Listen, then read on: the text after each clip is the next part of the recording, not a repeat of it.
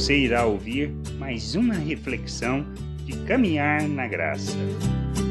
Muitas vezes pensamos que se trata da pessoa e não da mensagem. E nós precisamos entender que a questão de oposição à vontade de Deus não se trata de pessoas, mas da mensagem que anunciamos. E o que nós anunciamos irá fazer diferença e impactar. Temos, por exemplo, a questão de Paulo, um devoto judeu, defensor de sua religião, que perseguiu os cristãos. Quando conheceu e compreendeu que de fato estava perseguindo a Deus com a sua posição e que se converteu à vontade de seu Deus, então o que passa a acontecer? Ele tenta convencer as pessoas de que Jesus Cristo é o Senhor, o Messias. Mas ao invés das pessoas se converterem, como era esperado, muitos se opõem a ele. Ou seja, a questão então não é a pessoa.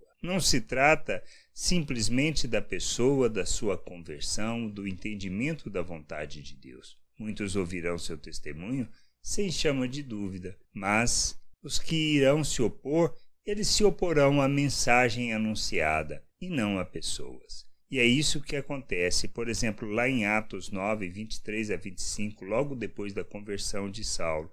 Diz assim: decorrido muitos dias, os judeus deliberaram entre si tirar-lhe a vida, porém o plano deles chegou ao conhecimento de Saulo. Dia e noite guardavam também as portas para matarem. Mas os seus discípulos tomaram-no de noite e, colocando-o num cesto, desceram-no pela muralha, ou seja, Paulo fugindo dos seus perseguidores. O que nós podemos esperar? Que irão se opor a nós? Não, mas a mensagem que anunciamos.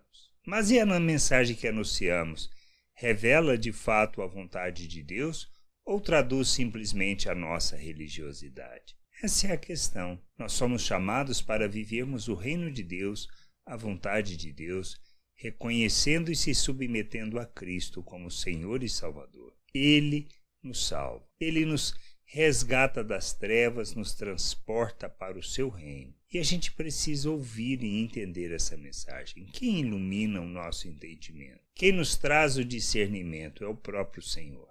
O Espírito nos conduz nessa jornada, para que a gente possa entender e compreender. Podemos receber a palavra, ela ser plantada em nossas vidas, mas o crescimento quem dá é o nosso Deus. E nós precisamos entender que ao recebermos e ao compreendermos a vontade de Deus, nós devemos nos submeter e buscar o conhecimento dessa vontade para sermos instrumento e expressão dessa justiça no mundo. Continuarmos a viver como nós vivíamos, andando segundo o pensamento religioso, sendo até mesmo devotos religiosos, nós não iremos anunciar a verdadeira mensagem. Ela só vem com o conhecimento de Deus. As pessoas se oporão a nós? Não, de maneira nenhuma. Podemos até ser perseguidos, mas elas de fato estão se opondo à mensagem anunciada de salvação, de libertação, de vivermos o reino de Deus na terra segundo a vontade de Deus,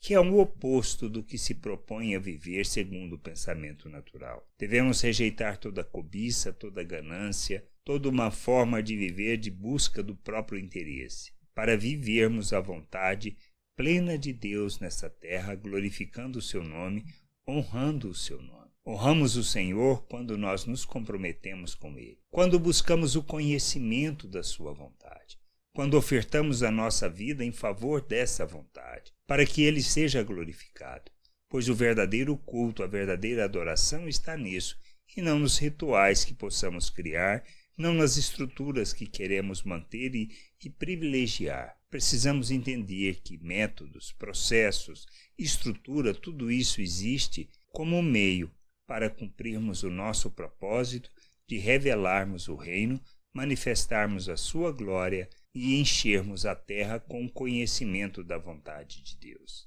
Que a gente possa entender, compreender e principalmente entender que as pessoas irão se opor, o religioso irá se opor, não a nós, mas à mensagem que anunciamos quando estamos alinhados com a vontade de Deus. Que a gente possa nos submeter a essa vontade, buscando o conhecimento da vontade do Senhor. Graça e paz sobre a tua vida. Amém. Não deixe de ouvir outras reflexões de caminhar na graça no agregador de podcast de sua preferência. Procure por Caminhar na Graça.